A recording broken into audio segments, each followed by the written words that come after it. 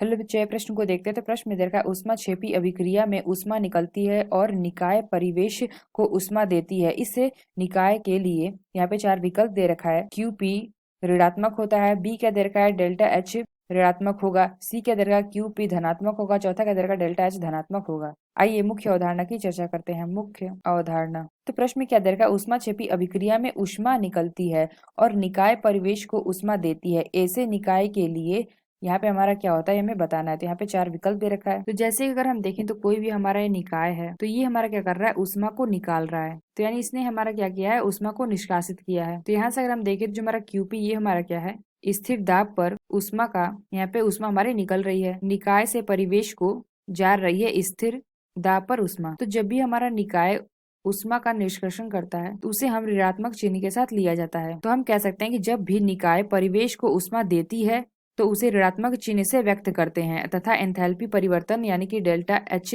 भी ऋणात्मक लेते हैं। तो यानी हम क्या कह सकते हैं जब भी निकाय परिवेश को ऊष्मा देता है तो उसे ऋणात्मक चिन्ह से व्यक्त करते हैं तथा एंथैल्पी परिवर्तन डेल्टा H भी ऋणात्मक लेते हैं। तो यानी हमने क्या देखा जब भी निकाय परिवेश को ऊष्मा देते हैं तो उसे ऋणात्मक चिन्ह से व्यक्त करते हैं तथा एंथैल्पी परिवर्तन यानी कि जो हमारा डेल्टा RH है उसको भी हम ऋणात्मक लेते हैं। तो यानी हम कह सकते हैं कि यहाँ से हमारा क्या होगा जो हमारा QP है ये भी हमारा क्या होगा ऋणात्मक होगा यानी कि निगेटिव होगा।